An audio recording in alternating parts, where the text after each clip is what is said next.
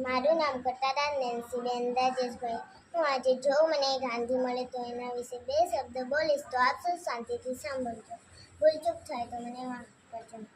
અપૂર્વ દેદીપ્ય માન ચેતનાનો તાર રણ જેણે, જાઉં હું એને શોધવા સપન સામું મળે. સચ્ચે આવું જ બને, ઉઘાડું અંતરની આંખો અને સામે મને ગાંધી મળે. જો મને ગાંધી મળે તો વાત્સલ્ય સબરસીને હાથ ફેરવીને પૂછે, બેટા હિંદ કેમ છે? ભીતરમાં કંઈક સળવળા થાય, અંતર અતીતની ગરદામાં ડૂબી જાય, કે સત્ય સદાચાર અને અહિંસાના પરામાગ રહી મોક ગાંધી અહીંયા ક્યાંથી? ફરી મનમાં વાંચા ફૂટે અને બાપુ કહે, મહાભારત અને બાળકોની ખબર લેવા આવ્યો છું. જીવનભર સત્યનું આચરણ કર્યું ને એની ફલશ્રુતિ છે કે ફરી એકવાર અહીંયા આવવા મળ્યું. પછી તો મારા હાથમાં પેલું 3 વાંદરાનું જર્જરિત થયેલું રમકડું જોઈને કહે, બેટા તો હજી પણ બાળક જ રહ્યું, હજી રમકડાથી રમે છે. પણ બાપુ એ મારું પ્રિય રમકડું છે. સાંભળીને ક્ષણ થઈ જાય કે ચશ્માની તો હરાજી થઈ ગઈ કે ટેવ કે ખાલી નાક પર પહેલી આંગળી મૂકીને કહે, બેટા એ મારું પણ પ્રિય રમકડું છે. ભલે ને એ જોતું નથી, બોલતું નથી કે સાંભળતું પણ નથી.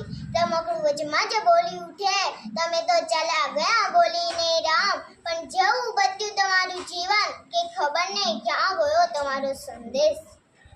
ગુલામ માણસોની ટીકતા કે વિદેશી વસ્તુઓની વાયરાઓની જળ એવી તો ઊંડી ઉતરી ગઈ છે આ વર્ષોમાં કે સત્ય સદાચાર અને સ્વદેશ પ્રેમ માટે તો તમારે એકડો જ ઘૂંટાવો પડશે. મહાભારતની અદ્વિતીય સંસ્કૃતિ અને અનુપમ પ્રકૃતિની લહેરાતી ખસુંબર ચૂંદડીને તમારા જ કેટલાક બાળકોએ સ્વાદની કાંટાવાળી જાળીમાં ફેરવીને ચીરે હાલ કરી નાખ્યા છે. બાપુ આ દશા થઈ છે તમારા ગયા પછી. મારા પ્રિય રમકડા અને બાપુ વચ્ચેના સંવાદથી મને કદાચ મેઘાણી જ સમજાય અને બાપુ વતી કહેવાની ઈચ્છા થાય કે સત્તા નિયમો લીધા ધારા કરી ચુંગાલ, બોળા કંગાલ કાજ ફાંસલા ફસારે, ધનિકોમાં લાંદા મુક્તિ ગરીબોના લાડ રંગ સત્તાના ભક્ત આજ શોષક કરવારે. બનન આ સત્ય છે આ જીવન નિર્વિધ થયા બંધુત્વે શ્યાપ જાણ નવરચના માગે. જાગો જાગો ગુલામ આવી પહોંચમ કામ, ઇન્સાફી તક પર કાલ જાગે વા ગાંધીને દંડ ગોર કાલ જાગે. પછી કહું એમ, બાપુ આપની શક્તિ તો છે, જૂનું ક્ષેત્રને જમીન દુષ્ટ કરી નાખો અને નવું જમીન પરથી ઊભું કરો. વર્તમાન પરિસ્થિતિઓમાં પણ આપની વિચારધારા અને કાર્યશૈલી અઠાર છે. ફરક થોડાક લોકોનો છે. પહેલા એ પાર્ક હતા, આજે તમારા પોતાના છે.